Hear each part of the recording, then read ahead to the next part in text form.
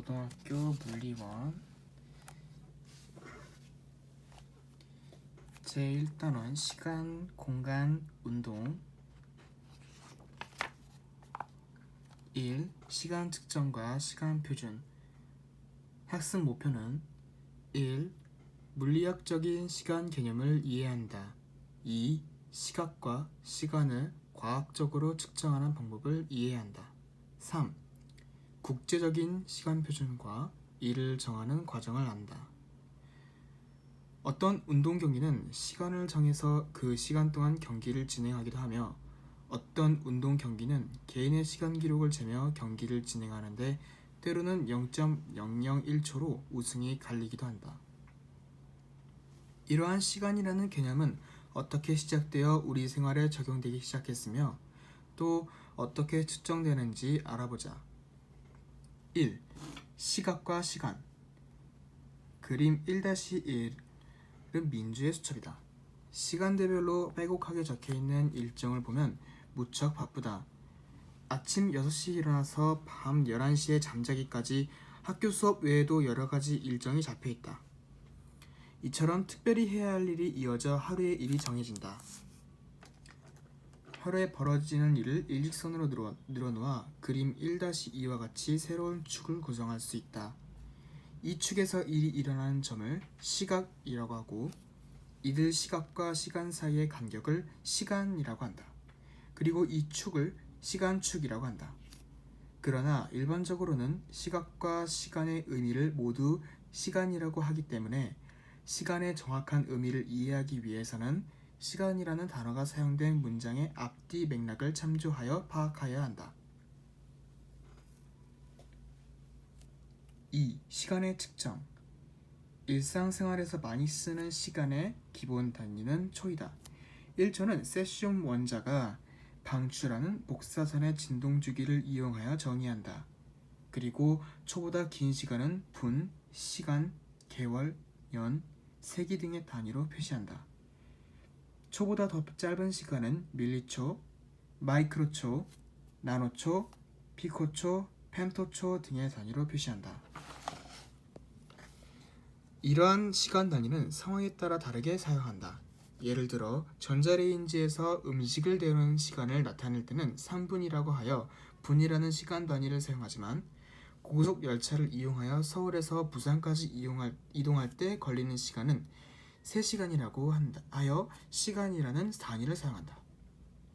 그리고 과학에서 지구의 나이는 대략 50억 년이라고 표기한다. 이처럼 생활에서나 과학기술에서 필요에 따라 여러 가지 다른 단위로 시간을 나타낸다. 그러면 시각과 시간은 어떻게 측정할까? 옛날 사람들은 해가 매일 뜨고 지거나 별들의 규칙적인 움직임 등을 보고 일정한 때를 알게 되었다. 우리나라에서도 옛날부터 시각을 측정하기 위해 해시계뿐 아니라 별을 이용한 시계도 있었고 그림 1-3과 같이 물의 낙차를 이용한 시계도 있었다. 물시계는 물을 일정한 빠르기로 흐르게 하여 모은 물을 측정하여 시간을 알 수 있게 한 시계이다. 우리나라에서는 통일신라 시대에 물시계를 사용한 기록이 있으며 1434년 세종대왕의 명에 의해 장영실이 만든 물시계의 자경루가 유명하다. 이러한 전통적인 시계 중 해시계의 원리를 다음의 탐구를 통해 알아보자.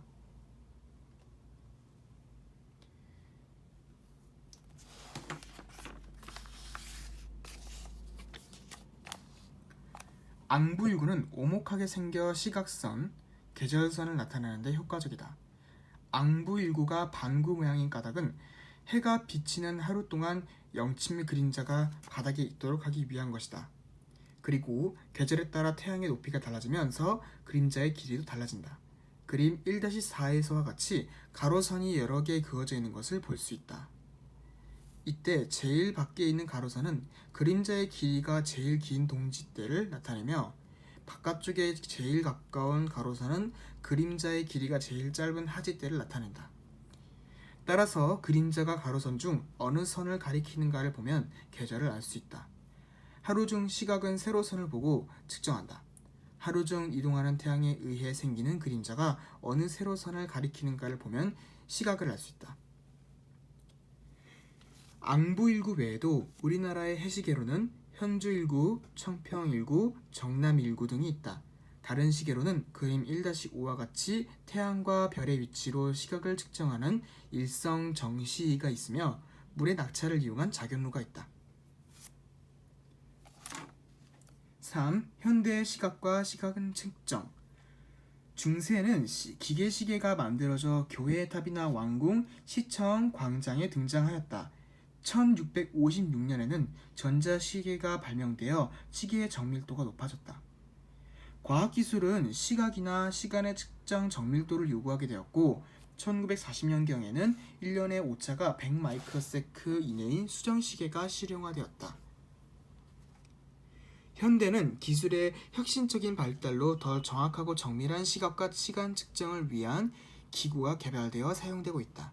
특히 오차가 300만 년의 1초일 정도로 정밀한 원자시계가 개발되어서 현대 과학에 크게 이바지하고 있다. GPS는 시각과 위치에 대한 정보를 전 지구적으로 동시에 공유하도록 한다. 4번 국제적인 시간표준. 시간표준의 역사. 옛날에는 시간표준을 지구의 자전으로 정하였다. 17세기부터 19세기 사이에는 지구의 하루 회전 비율은 일정하였다고 보았으나 19세기경부터는 여러 종류의 천문 관측이 더욱 정밀해짐에 따라 지구의 자전 속도가 점차 느려지고 일정하지 않다는 것을 알게 되었다. 사람들은 이를 의심하다가 20세기 초에야 확인하게 되었다. 이후 1952년에는 시간 표준을 지구의 궤도 주기와 달의 운동과 관련된 표준 시간으로 대체하게 되었다.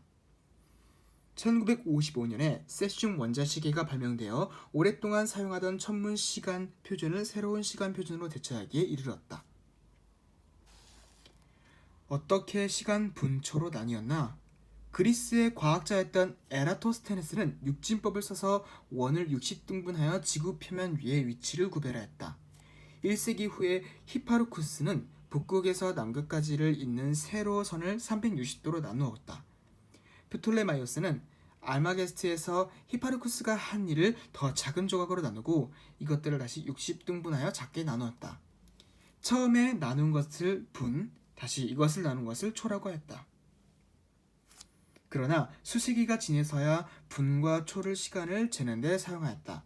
초기에는 시계의 시간을 표시할 때 1시간을 2등분, 3등분, 4등분, 12등분으로 나누기도 했지만 60등분한 경우는 없었다.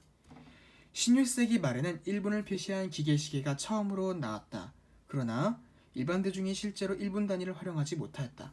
오늘날 대부분 시계의 글자판에는 시 단위가 숫자로 표기되어 있거나 숫자 사이를 5등분하여 긴 바늘이 분 단위를 가리키도록 하고 있다.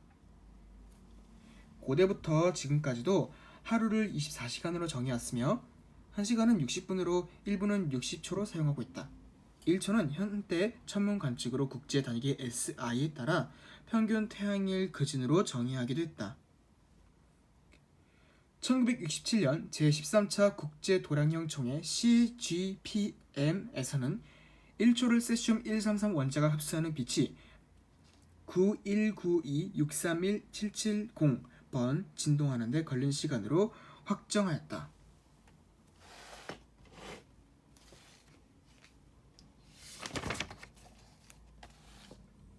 재미있는 것은 원자시계를 천문시계에 맞추려고 때때로 윤초를 더하기도 한다. 그래서 모든 1분이 60초가 아니고 10년당 8번 정도 61초이다.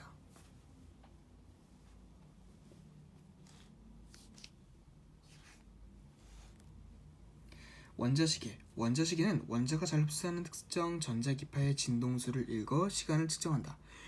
대표적인 것이 세슘이다. 현재 세계 표준에서 정의한 1초는 세슘 원자가 흡수하는 전자기파의 91억 9263만 1770번 진동할 때 걸리는 시간이다. 1953년에 자카리어스라는 과학자가 맨 처음 원자시계를 만들었다. 원래 원자시계는 지구 자전을 기준으로 하는 천체 시계의 오차를 보완하기 위해 만들어졌다.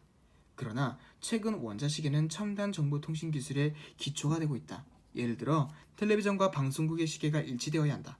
서로 떨어져 있는 송신과 수신 측 사이에는 진동수뿐만 아니라 시간도 일치되어야 정보를 고속으로 전송할 수 있다.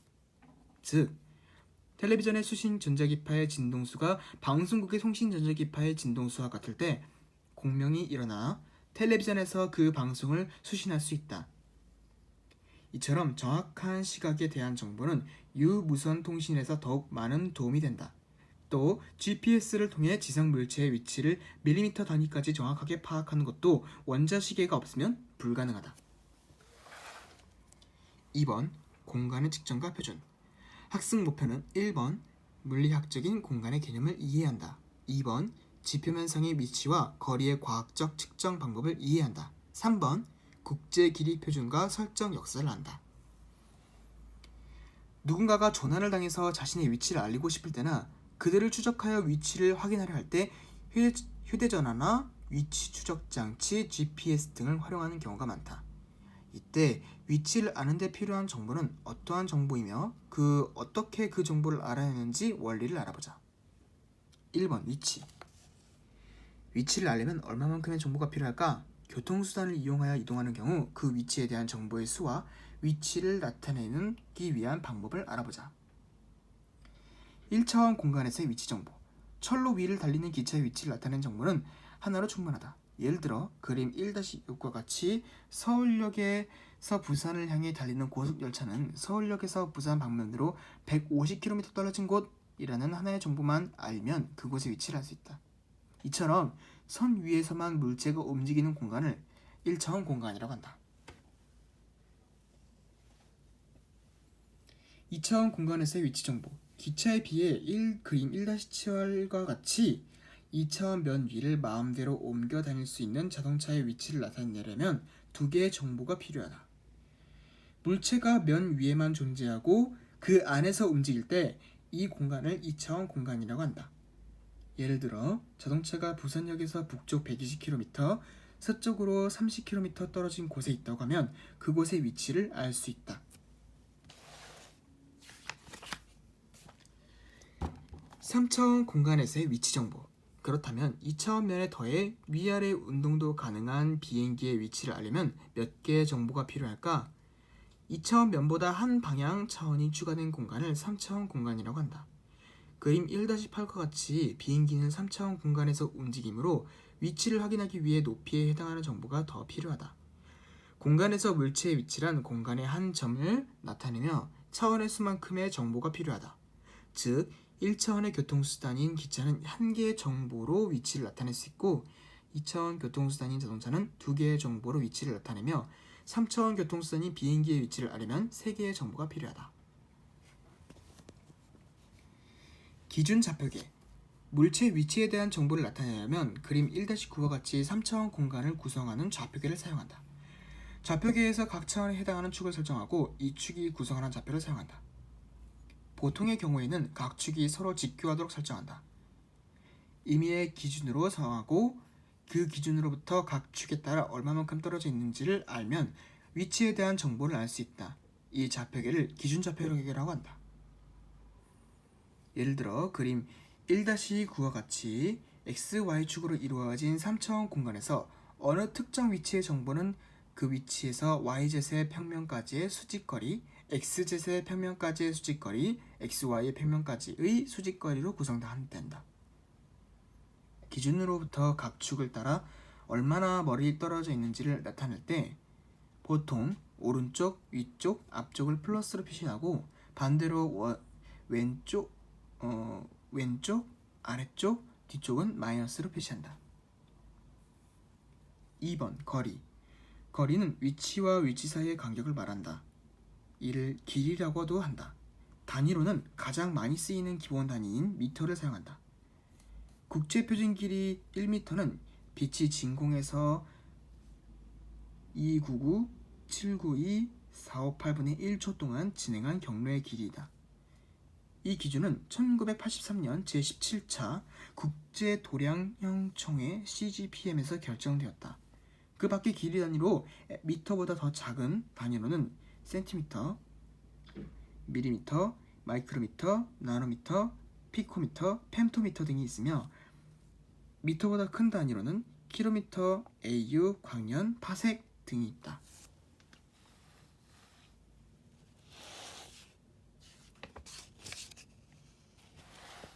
3번 거리나 길이를 측정하는 방법. 거리나 길이를 측정하는 방법에 대해 옛날부터 많이 연구가 되었다. 에라토스테네스는 지구의 둘레를 간접적으로 측정하였는데 지금의 실측거리와 상당히 가까운 값을 얻었을 정도로 정밀했다. 그는 그림 1-10과 같이 약 5000 스타디아 800km 떨어진 두 지점의 태양고도 차이가 7.12도 정도 되는 것을 알고 비례식을 이용하여 상당히 정확하게 지구의 굴레를 구하였다. 길이 측정은 그 규모에 따라 다양한 방법으로 이루어지고 있다. 가장 간단하게 측정하는 방법은 바로 자를 이용하여 실측하는 것이다. 멀리 떨어져 있거나 실측하기 어려운 지형에서는 삼각측량법을 이용한다. 이는 기하학을 이용하여 닮은 꼴 삼각형과 비례식을 이용하는 방법이다. 삼각측량법은 어떤 한 점의 좌표와 거리를 삼각형의 성질을 이용하여 알아내는 방법이다. 다음 그림과 같이 관측자 A가 관측자 B를 보는 선과 배 사이의 각도 A를 측정하면 알파를 측정하고 관측자 B가 같은 식으로 각도 베타를 구한다. A와 B의 좌표 및 두 위치 사이에 거리 L이 주어진다면 사인 법칙 등을 이용하여 C에 있는 배의 좌표와 바닷가에서 배까지의 거리 D도 알아낼 수 있다.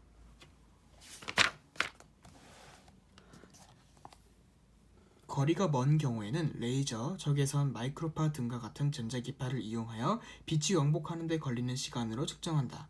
그런데 광년 등으로 표현하는 천문학적인 거리는 그 규모가 워낙 커서 빛의 왕복 시간이 너무 많이 걸리기 때문에 측정하는 데에는 한계가 있다. 이 경우에는 흔히 별의 곱보기 밝기와 실제 밝기를 차이를 비교하여 별에서 나온 빛이 지구까지 오는 동안 밝기가 얼마나 감소했는지를 계산하여 거리를 파악한다. 이때 기준이 되는 별이 밝기가 주기적으로 변하는 변광성이다. 그림 1-11 케페이드 변광성 RSPUP로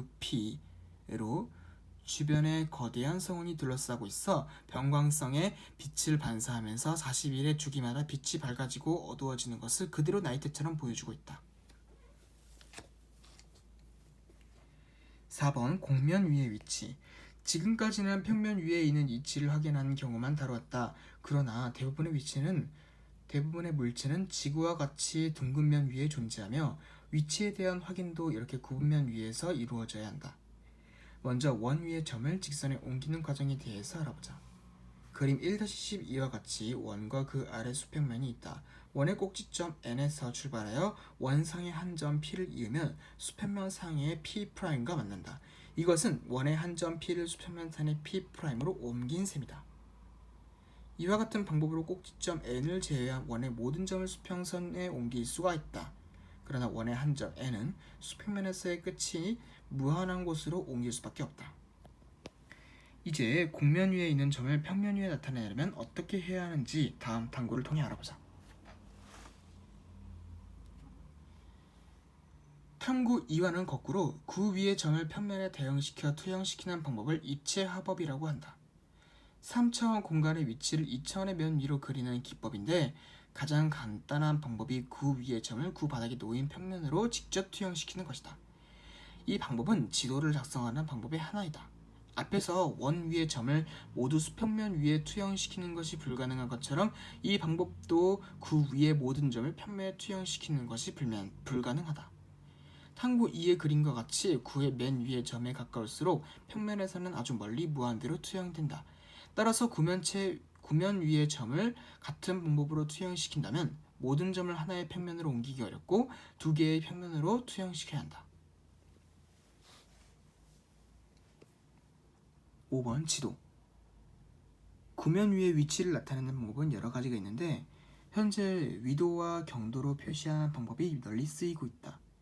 그림 1-13과 같이 구의 중심을 지나도록 잘랐을 때 단면의 경계를 이루는 선을 대원이라고 하며 이 대원의 호의 길이는 구면 위에서 두 지점을 잇는 가장 가까운 거리가 된다. 그림 1-14와 같이 지구의 북극에서 남극까지 이은 대원을 경선 또는 자오선이라고 하며 적도에서 평행으로 이은 선을 미선이라고 한다. 경선은 모두 대원이지만 위선의 경우는 적도를 제외하고는 대원이 아니다. 양극으로 길수록 위선의 길이가 점점 더 짧아지며 경도 사이의 거리는 더 가까워진다.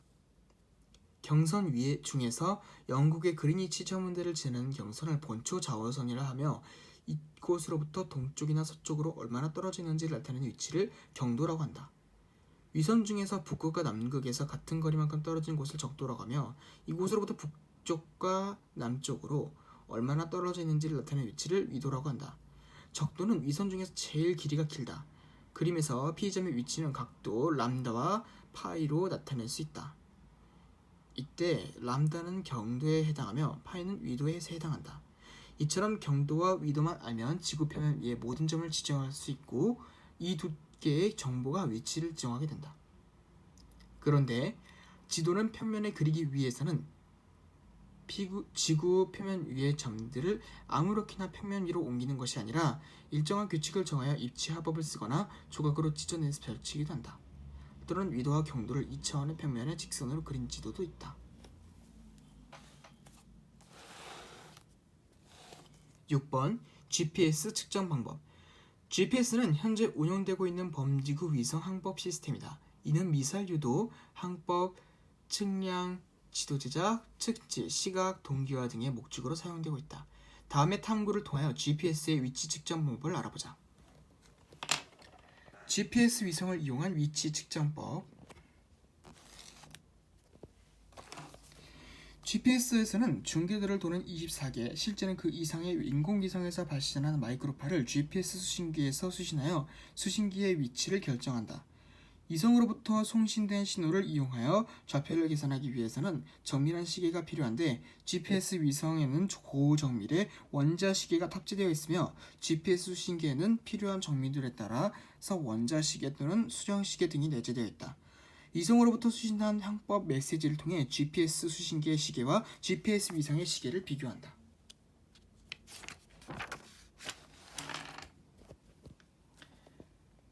그림 1-15와 같이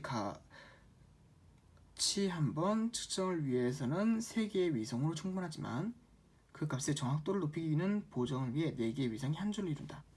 지구 전체를 다루기 위하여 그림 나와 같이 24개의 위성이 4개씩 6개의 궤도를 구성하여 지구 주위를 22시간 주기로 공전하고 있다. 만약의 경우를 대비하여 여러 개의 위성을 예비로 대기하고 있다. 그림 단은 GPS 수신기의 예를 나타낸 것이다.